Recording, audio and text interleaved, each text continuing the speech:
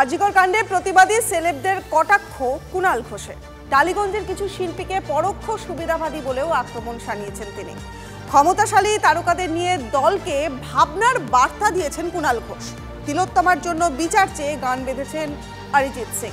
আর এবার অরিজিৎ সিংকেও কটাক্ষ করতে ছাড়েননি এই তৃণমূল নেতা। মাস্কট স্পিন কন্ট্রোল ল্যাবের পরীক্ষায় এটি প্রমাণিত। কেয়াসেট আলোপেক্স পেন্টা অ্যাক্টিভ নতুন চুল গজাতে সাহায্য করে, চুল পড়া বন্ধ করে। Keya Seth Alopex penta active 10 hair fall প্রবলেমের একমাত্র সলিউশন।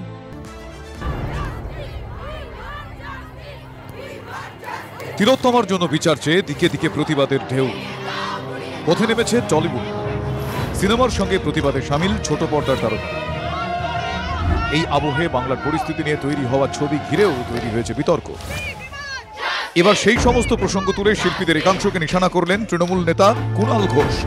সোশ্যাল মিডিয়া পোস্টে তিনি লেখেন, প্রয়োজনের সময় ওই শিল্পীরা মুখ্যমন্ত্রী মমতা বন্দ্যোপাধ্যায়ের পাশে থাকেন, হাত নেড়ে ছবি তোলেন, কিন্তু শাসক দলের দুঃসময় তাদের খুঁজে পাওয়া যায় না। যারা আবার প্রত্যক্ষভাবে আমাদের দলের সঙ্গে যুক্ত আছেন, তাদের কাছ থেকেও নিশ্চিতভাবেই আমরা দলের সৈনিক হিসেবে আরও তৎপরতা আশা করি।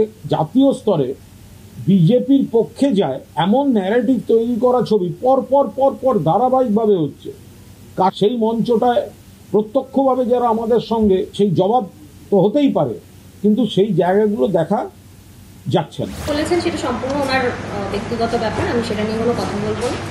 আর আপনি যদি আমাকে প্রশ্ন করেন, আমি আমার দিক থেকে বলতে পারি যে আমার অ্যাক্টিভিটি কি আছে, আমি কি করি না করি সেটা আমার দল জানে।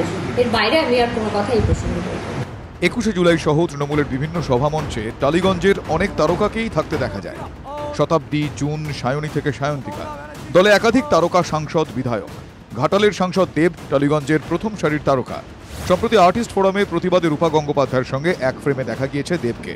এই পোস্টে কাদের দিকে ইঙ্গিত করেছেন কুণাল তা নিয়ে তুঙ্গে চর্চা। পৈতৃক সম্পত্তি ভাবছেন, ওই জন্য চাইছেন ওপর থেকে যা বিদ্বেষ আসবে তাই যেন অক্ষরে অক্ষরে পালন করে। এবারে টলিউড ইন্ডাস্ট্রিও বুঝতে পারছে আজকে তাদের সাথে এরা অনেক রকমের ঘটনা ঘটছে। নিশ্চয়ই টলিউড সম্বন্ধে অতটা কিছু জানেন না, এই জন্যই বলছি। একই সঙ্গে কুণাল ঘোষের অনুরোধ, মুখ্যমন্ত্রীর জীবন নিয়ে ছবি তৈরি করে জনমানুষের তৃণমূলের পক্ষে সদর্থক বার্তা দেওয়ার কথাও টালিগঞ্জ ভাবে না। হয়েছে, এখন হচ্ছে না এটা এমনি সিনেমা বাজারে বাজেট কমে গেছে, 10 দিনের শুটিং করতে হবে। এরকম ছবি, প্রতিবাদ ছবি শুটিং হয়েছিল আমার 55 দিন 60 দিন। এখন প্রডিউসার ওই করতেই দেবে। তার মনে হয় শুধু একজন কোনো রাজনৈতিক নেতাকে নিয়ে বললে তো হবে না, সমস্ত রকম রাজনৈতিক নেতৃবৃন্দ নানা রকম কথাবার্তা বলছে। আমাদের মনে হয় এই রাজনৈতিক নেতাদের বা নেত্রীদের বা তাদের কথায় না বলে যে মানুষ যেটা সিদ্ধান্ত নিয়েছে। এখন কিন্তু এইটা ঘটনা নয়, এখন ঘটনা যেটা পেন্ডিং, যেটার জন্য স্বয়ং মুখ্যমন্ত্রী নিজেই বলেছেন যে উনি এটার বিচার চান। এখন আমরা সকলে ওইটার দিকে কনসেন্ট্রেট করি। তিলোত্তমার জন্য বিচার চেয়ে গান বেঁধেছেন অরিজিৎ সিং। সোশ্যাল মিডিয়ায় ভাইরাল অরিজিতের এই প্রতিবাদী গান।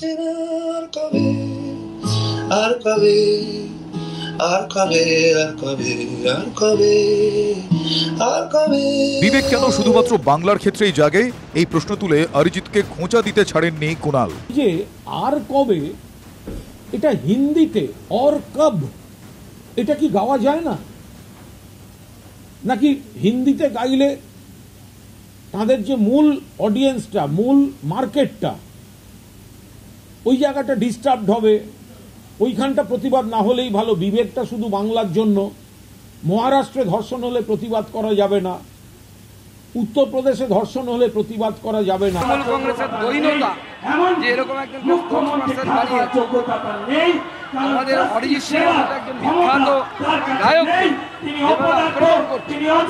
আমার তো বলতে ইচ্ছে করছে কোথায় শকুন্তলা, কোথায় ঘাটের তল, সেই হচ্ছে কুণাল ঘোষের তুলনা।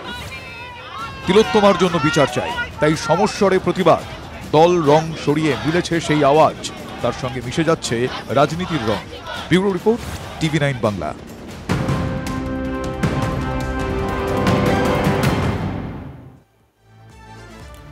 TV9 বাংলার খবরের জের অপসারিত কোচবিহার MJN মেডিকেল কলেজ হাসপাতালের সুপার রাজীব প্রসাদকে সরালো স্বাস্থ্য দপ্তর। রাজীব প্রসাদের বিরুদ্ধে একের পর এক দুর্নীতির খবর ফাঁস করেছে TV9 বাংলা। চাপ দিয়ে ময়না তদন্তের রিপোর্ট বদলের অভিযোগ, পরীক্ষায় বাছাই করা পড়ুয়াদের নাম্বার বাড়ানোর অভিযোগও রয়েছে রাজীব প্রসাদের বিরুদ্ধে। প্রবল অস্বস্তির মুখে রাজীব প্রসাদকে সরালো স্বাস্থ্য দপ্তর। রাজীব প্রসাদের জায়গায় MJN মেডিকেল কলেজের নতুন সুপার হলেন সৌরদীপ রায়। রাজীব প্রসাদকে পাঠানো হলো উত্তরবঙ্গ মেডিকেল কলেজে।